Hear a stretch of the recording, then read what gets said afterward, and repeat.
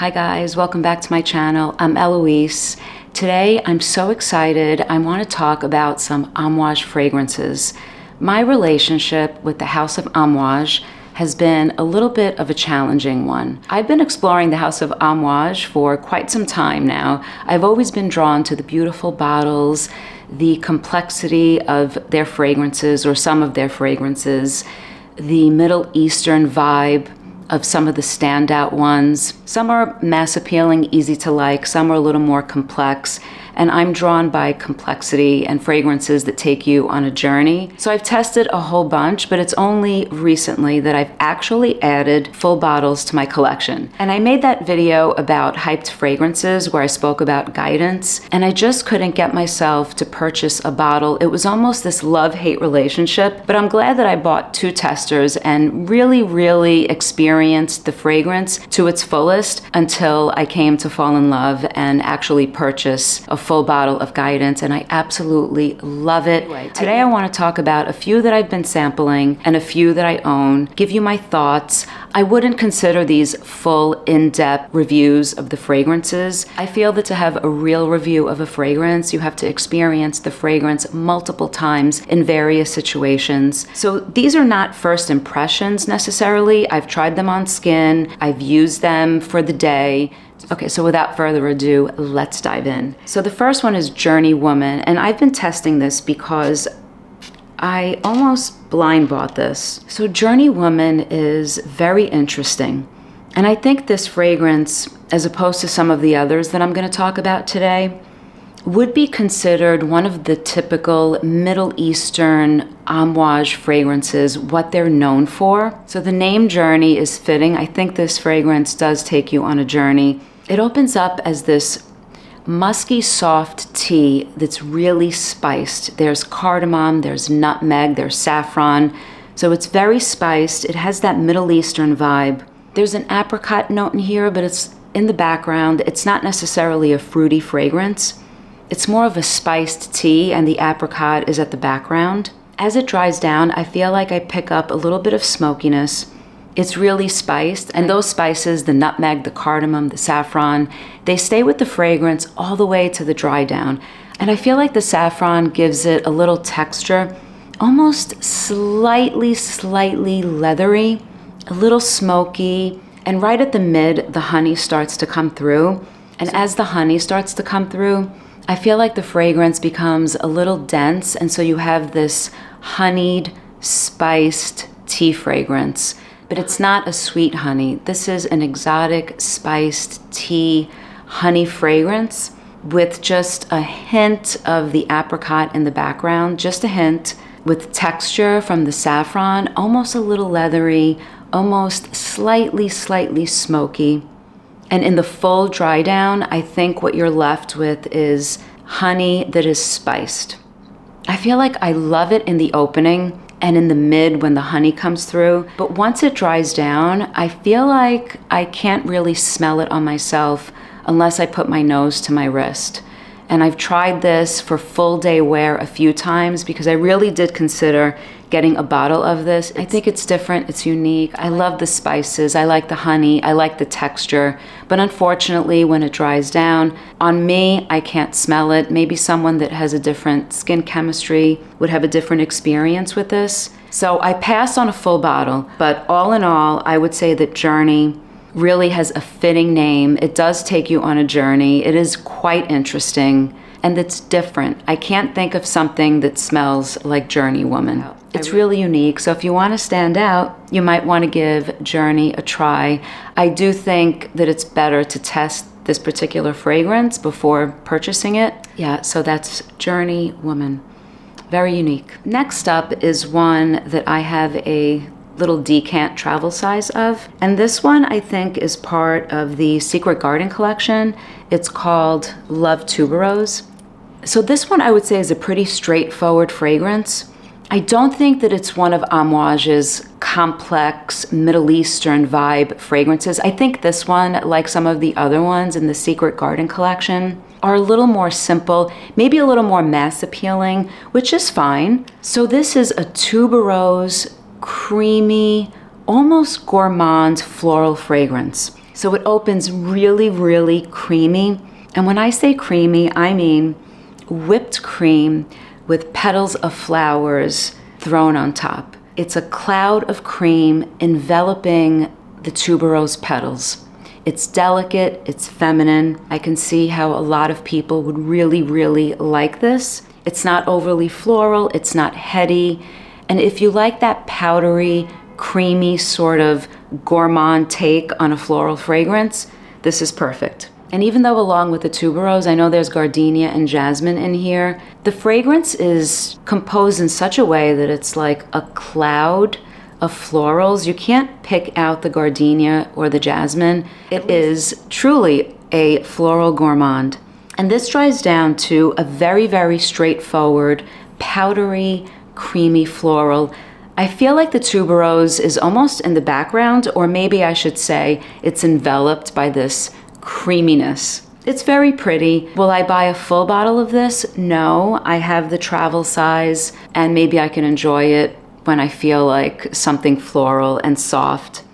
It is a very pretty fragrance, and if you think you want something with a very light sort of tuberose that's very creamy, powdery, a little lipsticky, you should try this. Love Tuberose by Amouage. So the next one I also considered a full bottle of and decided against it. I may revisit, and this is Dia 40. Oh, Dia 40. This is a superaldehydic, soapy, clean fragrance, a little vintagey. It is like the most luxurious bar of soap that you could imagine. You have to like aldehydic fragrances. You have to like the Chanel No. 5s. Chanel No. 5, in my opinion, is a little more floral than Dia 40. This would be really different in my perfume collection. I don't have something like this. And I love the idea of a musky, aldehydic, clean fragrance that's a little floral, that's a little sweet, that's a little woody in the background. It really does smell like a luxurious, clean, super expensive bar of soap. I haven't smelled the regular Dia. This is the Dia 40 with the stronger 40% concentration. And I think this was released at the time that Amouage was celebrating its 40th anniversary. It's really pretty. I just don't know if I would wear it a lot. So I'm unsure about this, but nonetheless, it is very pretty if you like an aldehydic, very expensive bar of soap. Dia 40. I have a lot to say about the next one. This is Overture Woman, which I have on this test strip. So I got the sample of Overture Woman months ago. My experience with testing Overture Woman has taught me such a lesson about how we experience fragrances in terms of associations with certain notes and certain scents. Also, how we experience them when we know the notes in certain fragrances. So before I even tested the fragrance, I knew from reviews and from watching some people review it on YouTube as well, I knew that it was considered a polarizing fragrance with an apple note, described also as like an overbearing, like beast mode fragrance. So when I tested Overture Woman, I was completely put off by the fragrance. So I put the tester away. After testing Journey and preparing for a video on Amouage fragrances, I revisited Overture Woman, and I fell in love and ordered a full bottle. So I let go the image in my mind of a tart apple or a fruit in the fragrance. Enjoy it. So once I let go of the image of the fruit and I just took the fragrance in, I thought, this is absolutely amazing. I love this. So it's really interesting to me how knowing certain notes are in fragrances, how that plays into the experience. And then when I did look at the notes, I realized there's bergamot, saffron, and Calvados accord. And in parentheses, it's apple. Or maybe it's the other way around. It says apple, and then in parentheses, it's Calvados accord. I don't know if I'm saying that correctly. Then I looked up what Calvados is, and it's a brandy named after its region in Normandy. It's literally an apple cider that's distilled into a brandy. So now I look at the fragrance in a totally new light. This is a super rich, boozy, dark fruit, spiced leather fragrance that I fell in love with, the way I fell in love with Guidance after hating it. And I'm really excited to have this in my perfume collection. So just to give a quick description, this opens up like a boozy, dark fruit with saffron. The saffron gives it spice, it gives it texture. There's a leather note in here. It's slightly floral from the rose. It's bold. There's a little powderiness to it, which I love. I think it's a common theme in the Amouage fragrances. There's like a powdery, lipsticky vibe to some of them. And the more it dries down, the more leathery it gets. And what I love about it is that the denseness of the booziness stays through to the dry down. I don't know if that makes sense. I like dense fragrances. This opens up rich, bold. It retains the booziness, the leathery aspect to it all the way to the dry down, and it doesn't lose the denseness. It dries down to this boozy, dark fruit, leathery, slightly floral, complex, bold fragrance that absolutely makes a statement. I'm not sure that I would consider this mass appealing. I think maybe you would want to test this before deciding if it's a fragrance for you. I haven't smelled anything like this. I can't say that this is something that I've smelled in another fragrance. I haven't smelled anything like this. I think it's unique. I think it's bold. I could smell it on myself for a good 7 hours. So I think it has some nice longevity and projection. And I'm really excited about this one and adding it to my collection. So this is Overture Woman by Amouage. And the next one needs no introduction, and this is Guidance. This is so beautiful. The thing with this is that the notes are blended in such a way that you can pick some notes here and there, like a little bit of the pear comes through at the opening, and you have this creamy, slightly floral. You get the nutty element from the hazelnuts. So you do get that, but all of the other notes are blended so well that you have this complex fragrance that as a whole smells so delicious and yummy. I almost want to eat this. It's like this floral, nutty, saffron spiced, slightly floral fragrance that's so intoxicating. And I do stand by what I said in that video when I talked about Guidance. I get like a lipsticky note, like a powdery lipsticky note. And I think that lipsticky vibe, cosmetic vibe, is a little bit of a common thread in some of these Amouage fragrances, which is fine. I've learned to appreciate it. It's so yummy. It's powdery, slightly floral, ambery, nutty from the hazelnut. It definitely has a Middle Eastern vibe. It's a little ambery. I feel like there's a little texture from saffron in here. It's slightly spiced, either with saffron or other spices. I don't recall. But overall, you just have this really yummy, beautiful, sexy, bold, complex fragrance that clings to everything that you spray it on. I had sprayed this on a scarf over the weekend, and on Monday, walked into my friend's office. She asked me, "What are you wearing?" And I knew immediately that it was Guidance on my scarf from the weekend. Beautiful fragrance, intoxicating. I love that I have it in my collection. The bottle is so pretty. I love the magnetic cap. It's definitely unique. It takes me somewhere else. I feel like I'm a princess in a Disney movie with a little pink bottle like this. Yeah, so this is Guidance by Amouage. I was on the fence, but it is now a love for me, and it's in my perfume collection. So the next one is Love Delight. I think it's a fairly new fragrance. It got a lot of attention and a lot of hype. I'm not sure if it's part of the Secret Garden collection. It's in one of those bottles. I think it's like a light orange color. I'm not sure about that. But yeah, a lot of people like Love Delight, and I wanted to get my nose on it. So Love Delight opens up as a floral fragrance with citrus and a little bit of like zinginess from ginger. So right off the bat, this is definitely a brighter, stronger opening than something like Love Tuberose that's so creamy and powdery from the outset. This is brighter, it's floral, it's a little zingy. I get the jasmine. I think there's rose water in here, but I think for me, this is more about jasmine. But the jasmine is not overly floral.